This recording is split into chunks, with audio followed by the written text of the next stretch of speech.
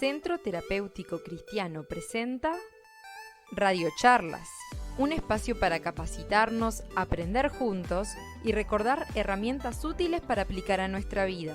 Una charla cada jueves, para que puedas escucharla donde quieras, cuantas veces quieras. El tema de hoy es Tenemos Esperanza, a cargo de la profesora Sandra Costabel. Si tenés preguntas, no dudes en escribirnos al número en pantalla. Esperamos que estos minutos sean de bendición para tu vida.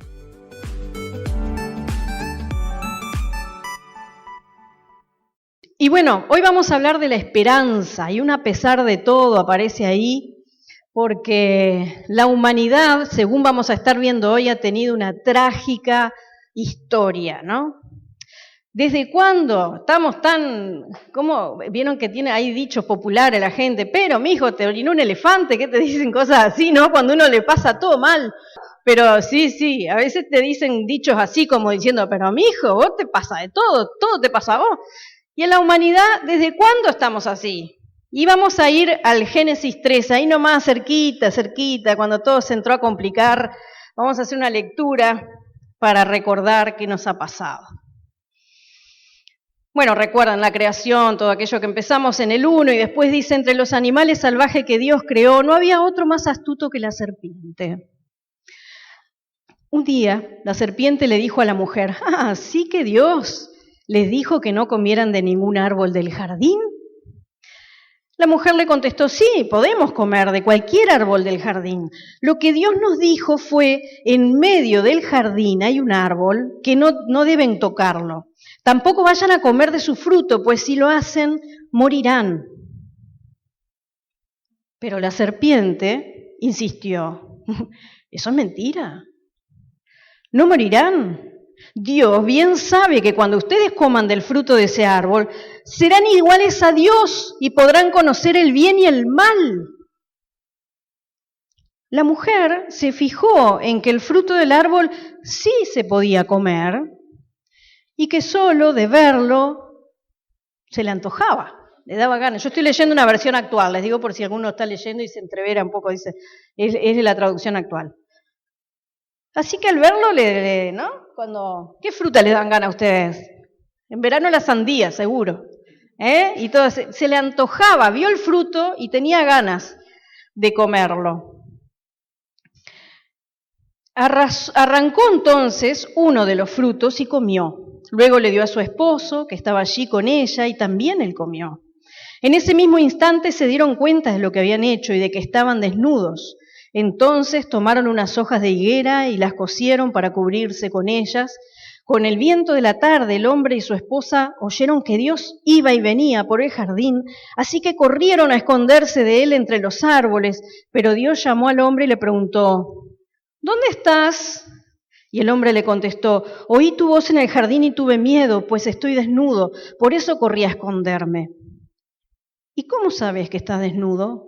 Le preguntó Dios, ¿acaso comiste del fruto del árbol que te prohibí comer? El hombre respondió, la mujer que tú me diste por compañera me dio del fruto del árbol, por eso me lo comí.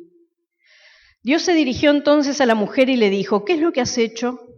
Y la mujer le respondió, la serpiente me tendió una trampa, por eso comí del fruto.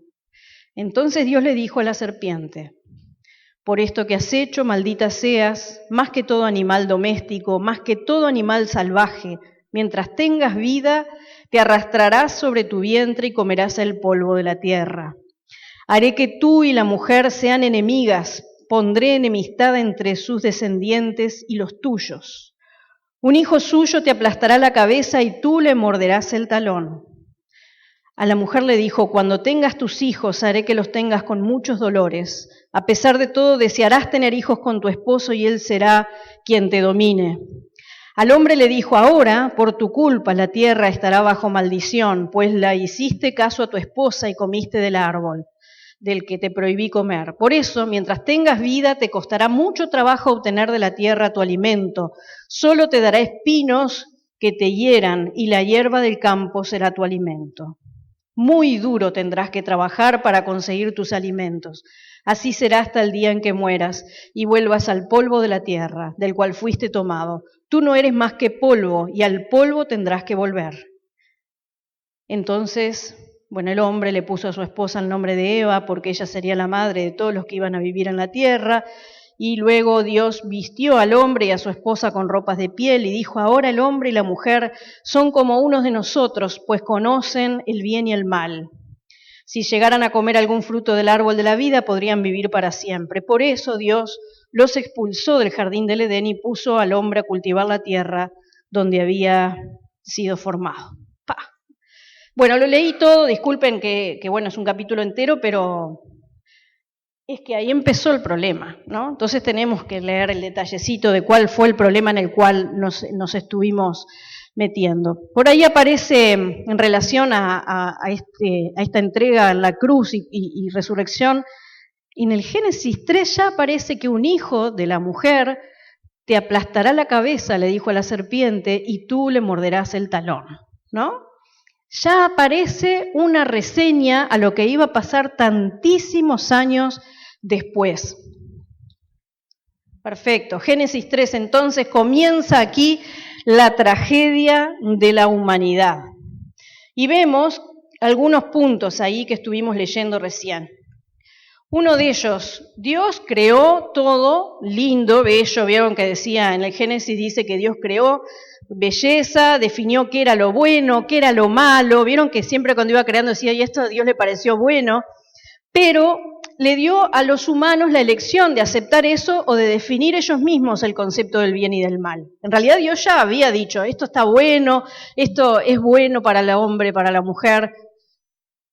Él definía qué era el bien y el mal. Pero les dio libertad, ¿no? Entonces, en esa libertad, al apartarse de la vida, porque Dios es vida, al apartarse de Dios y desobedecerlo, si nos apartamos de la vida, ¿hacia dónde nos acercamos? A la muerte, exactamente. El paso que dio el ser humano fue elegir la muerte. Es interesante porque la serpiente le dice a los humanos, van a ser como Dios. Pero el texto ya nos decía que éramos semejantes, ¿no? Los hizo, ¿cómo los dice? ¿Cómo los hizo al hombre y a la mujer? A su imagen y semejanza, o sea que éramos semejantes a Dios. ¿Y por qué entonces la serpiente le dice eso? En realidad no es que iban a ser semejantes, ya eran semejantes, sino que lo que le propone es que fueran ellos como Dios, que ellos tomaran las decisiones, que ellos que jugaran a ser Dios, digamos, nunca lo iban a llegar, pero que ellos se consideraran Dios, tomando las decisiones, diciendo que era lo que estaba bien y que era lo que estaba mal. Cuando el humano decide definir ellos mismos el concepto de lo que está bien y lo que está mal, ahí es cuando todo se despatarra. Porque evidentemente como seres humanos no tenemos la sabiduría de Dios para definir lo que está bien y lo que está mal. Y a partir de ahí, nuestra humanidad toma un camino, no sin retorno, pero un camino trágico hasta nuestros días. Lo primero que se daña, dice allí, si se acuerdan lo que leímos, es la relación y la confianza entre los mismos seres humanos. Porque dijo enseguida que después de comer, en ese mismo instante se dieron cuenta de lo que habían hecho y de que estaban desnudos y enseguida buscaron con qué cubrirse. Ahora, ¿por qué? Antes porque no se cubrían. No es que no se vieran, simplemente tenían la confianza de estar así uno con el otro. Lo primero que aparece es la falta de confianza entre los mismos seres humanos. En ese momento había dos, entre ellos dos.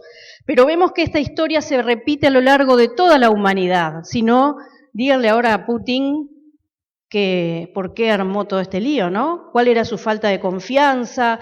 O en tantos pueblos, ¿no?, que se enemistan unos con otros, la falta de confianza de unos con otros acerca del bienestar de uno y del otro. Nadie confía, siempre piensa, me la va a jugar feo. Una vez yo hice un posgrado en gerencia y ustedes no saben, nos pusieron un ejercicio y llegamos a la guerra muy rápido. Tremendo. ¿no? Porque eran, bueno, negociaciones, éramos un equipo, varios equipos, y uno le vendía el petróleo al uno, al otro, pero entonces, y si yo le presto a este, pero el otro me embroma a mí, que no sé cuánto, y tomándose esas cosas, cuando quisimos acordar, el otro me embromó, y lo único que me quedaba era hacer la guerra. Y uno decía, qué imponente, ¿no? ¿Cómo esto es la realidad? Entre esas pavadas entre seres humanos llegan a tragedias que afectan la vida de tantos seres humanos. La falta de confianza entre los humanos. Lo segundo es que se esconden de Dios, pierden la confianza en Dios, ¿no? Hablan ahí de que tuve miedo, algo así, ¿no? ¿Dónde estás? Y el hombre le contestó, oí tu voz en el jardín y tuve miedo. Pierden la confianza en el Dios que les había dado todo. A ver.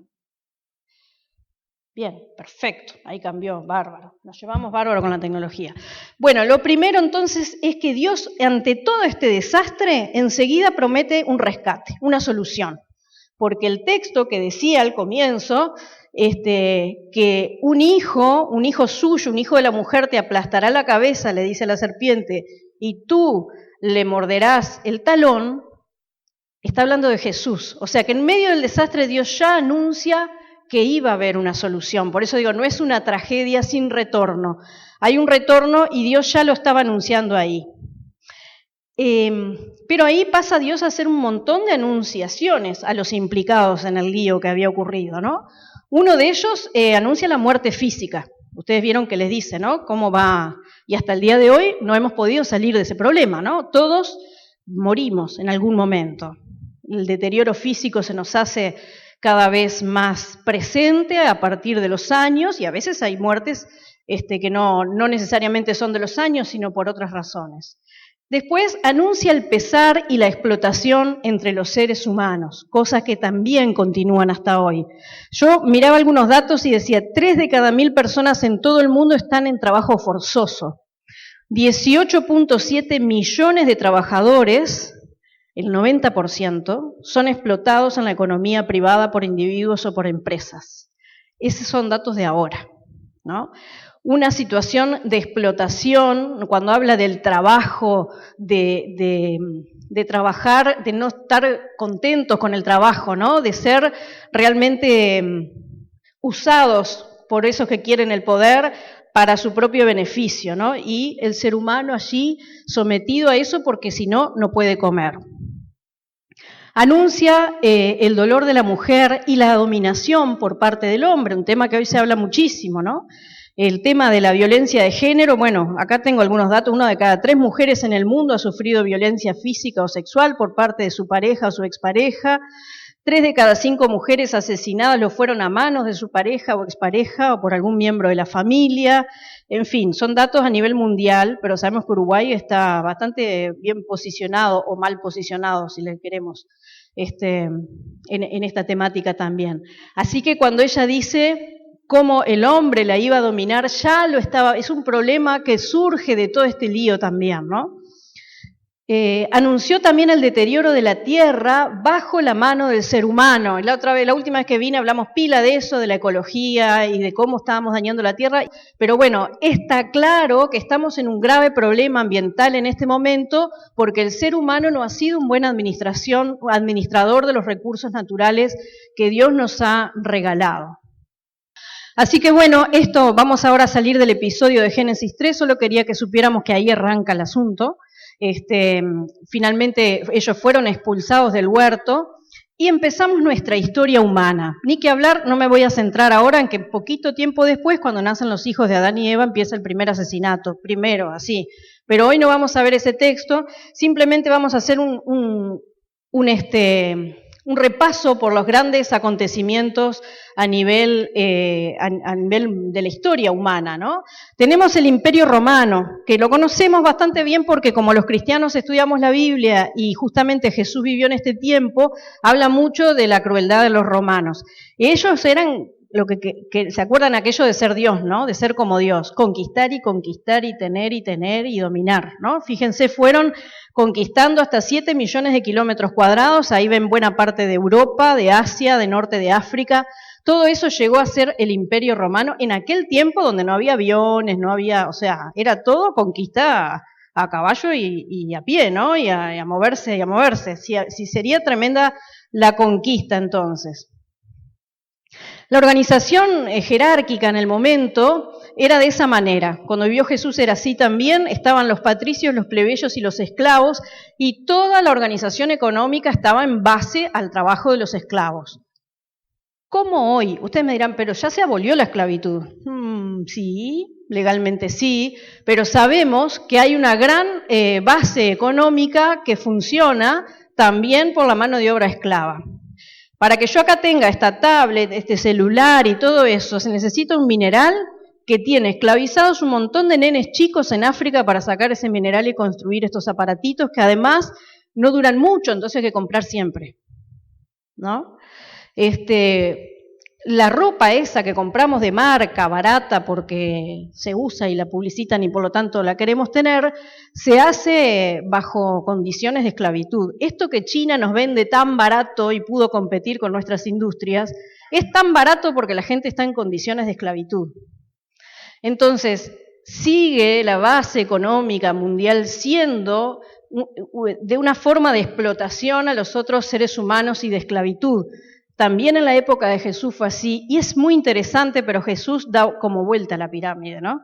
Cuando Él dice que a los esclavos se los trate como hermanos, incluso hay alguna de las epístolas, algunas de las cartas que dice justamente eso, te ruego encarecidamente que lo trate como en el momento era como una cosa impensable, porque ahora tenemos los derechos humanos y todo eso, y bueno, y lo podemos decir bastante más normalmente, pero en aquel momento era algo impensable. O sea, Jesús viene a traer una propuesta absolutamente distinta al criterio del ser humano, ¿no? Por ahí tenemos, yo creo que no en esta diapositiva, pero en otra había puesto el criterio de gobierno del ser humano, es muy diferente al que hubiera utilizado Dios. Pero a partir de Génesis 3, así pensamos las cosas, ¿no? Que unos sean por encima de los otros y aunque hagan sufrir a los otros, no importa, si unos pocos se benefician. Bueno, ¿qué hablar de este sistema de los romanos con los emperadores que tenían? Ahí está, hay una lista de los malos. Había algunos buenos, tampoco la pavada, pero había algunos buenos, pero son muy famosos los malos. Fíjense nada más los títulos que tenían. Calígula el insomne, era porque él no podía dormir, qué sé yo, pero se dice que después de una gran enfermedad que tuvo, cambió totalmente su humor. Mandó, como muchos habían orado para que él se sane, y a los dioses, no sé qué, bueno, los mandó a que se mataran porque habían ofrecido sus vidas a los dioses por él, y como él se sanó, entonces empezó así, ¿no? Mataba a todo el mundo. Bueno, no quiero como perder mucho tiempo en contarle los detalles, pero sí, depravados sexuales. Miren, Tiberio el pedófilo, ¿no? Se conocido por eso.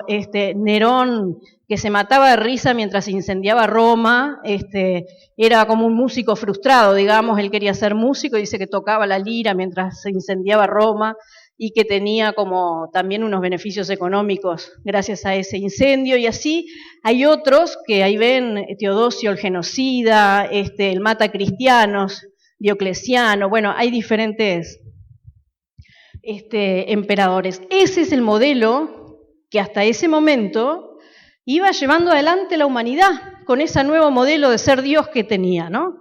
Con este tipo de personajes al mando, digamos, ¿no? Si seguimos avanzando en la historia, tenemos la Edad Media, donde aparecen las cruzadas, ¿no? Ahí aparecen un total de 8 cruzadas, donde era otra locura de guerra, porque usando el nombre de Dios se iba a ir contra los musulmanes, pero en realidad había como un entrevero de intereses económicos también. Estaban los papas, que en realidad mandaban más que los reyes, y ahí iban los reyes con un séquito a luchar, y entonces así cuando volvían los nobles no tenían tierra, no tenían nada, se habían aprovechado, digamos, de su ausencia para poder ganar más poder. Entonces, en definitiva, en nombre de Dios, hubieron unos cuantos saqueos y riquezas acumuladas de algunos vivos, ¿no? El modelo que los hombres eligieron para gobernar. Bueno, América Latina, ¿qué les puedo decir? Porque esta es otra etapa de la humanidad y es cuando llega Europa hasta América Latina, ¿no? Cuando yo era chiquita me contaron siempre que era que nos descubrieron. Recién ahora se está hablando de la conquista, pero antes parecía que lo decíamos muy orgullosamente, que no teníamos indígenas, decíamos, ¿no? Y somos europeos, una cosa así. Muy lamentablemente no tenemos indígenas porque los mataron a todos, ¿no? Entonces, digamos que no habla muy bien de nosotros. Saqué unas fotitos acá de algunas frases de Galeano, que hizo un análisis del tema de América Latina cuando escribió Las venas abiertas de América Latina. Dice: nuestra comarca del mundo, que hoy llamamos América Latina, fue precoz, se especializó en perder. Continúa existiendo al servicio de las necesidades ajenas como fuente y reserva del petróleo y el hierro, el cobre y la carne, las frutas y el café, las materias primas y los alimentos con destinos a los países ricos que ganan consumiéndolos mucho más de lo que América Latina gana produciéndolos. Tenemos una riqueza maravillosa, ¿no? Pero a la vez tanta pobreza, es como impresionante, ¿no? Porque se llevaron nuestros minerales, nuestros productos y demás, y vemos la pobreza en América Latina. ¿Quién se quedó con esa ganancia, no? Y sigue siendo el modelo que la humanidad ha elegido, el modelo de aprovecharse de la gente pobre a beneficios de unos pocos. Y decía Galeano algo que me vuelve a preocupar y me hace acordar de las cruzadas. Dice en la conquista: vinieron, ellos tenían la Biblia y nosotros teníamos la tierra, y nos dijeron: cierren los ojos y recen. Y cuando abrimos los ojos, ellos tenían la tierra y nosotros teníamos la Biblia.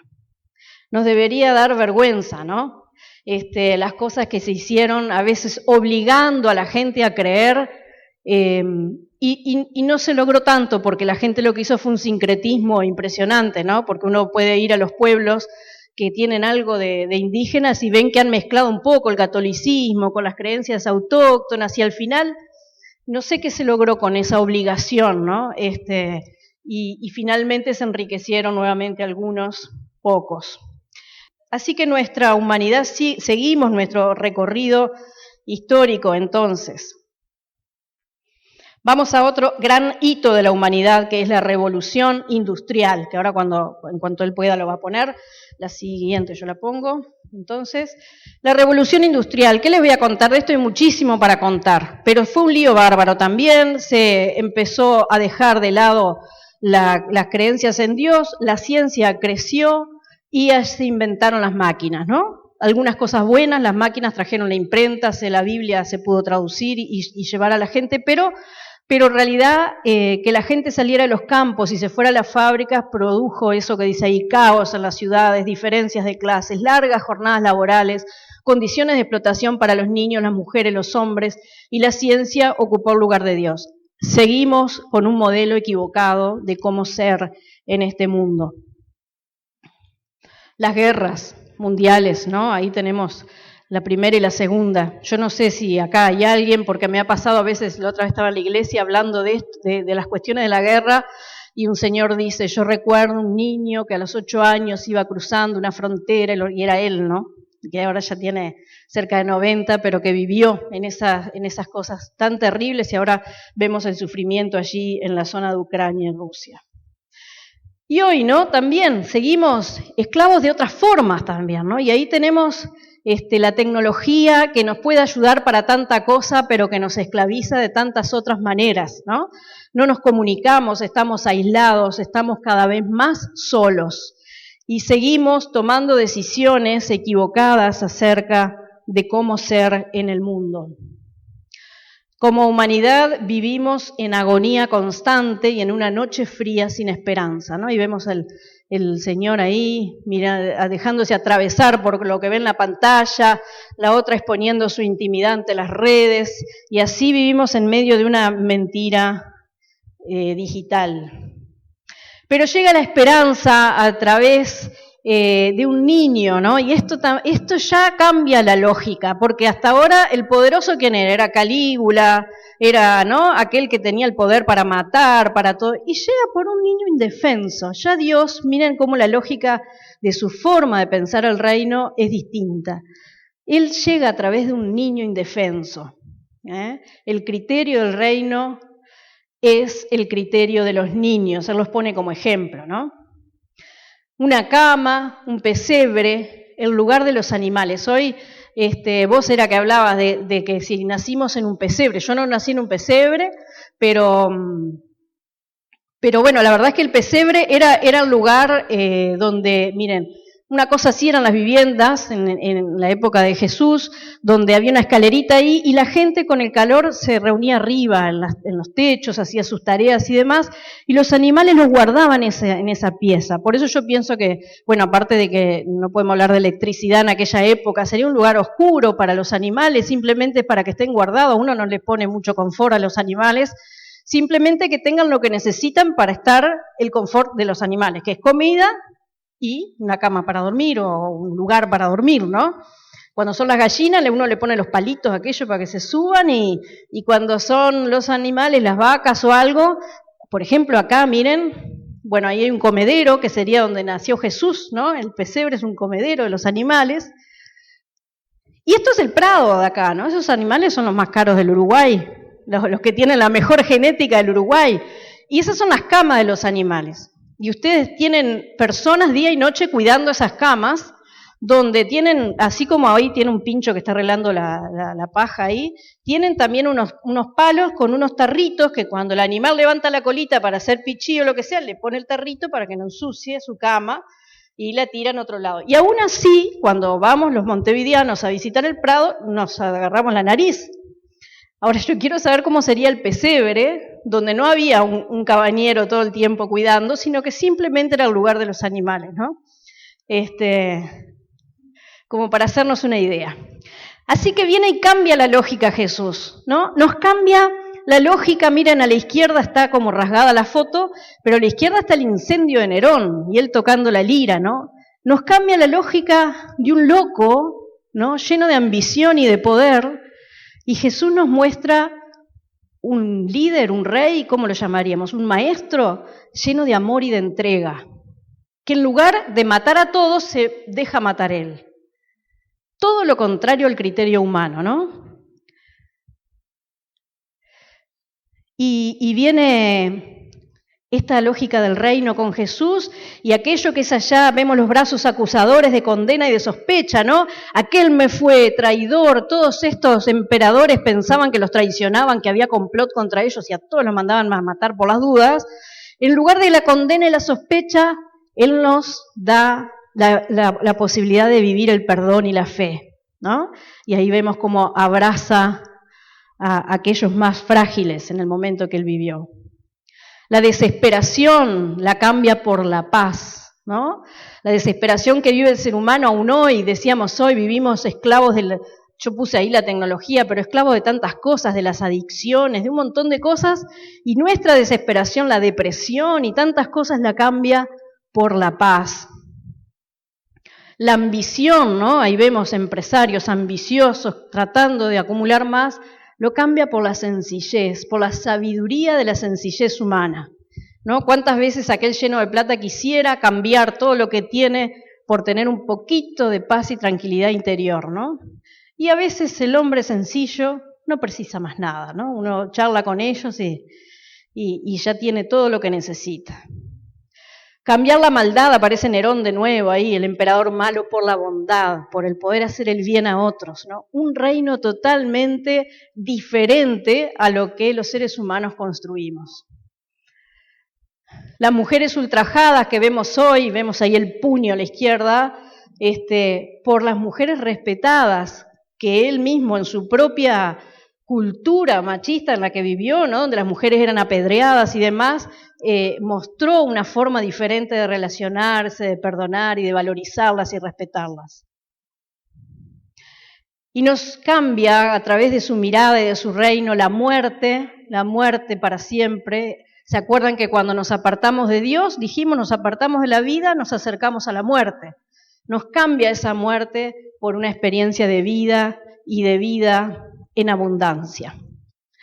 Por eso es que yo creo que si nosotros pensamos en esta propuesta de Jesús, en este reino diferente, con una manera nueva, Él nos dice en la Biblia que renovemos nuestra manera de pensar, que cambiemos la manera de pensar que tiene este mundo gobernado por los humanos, ¿no?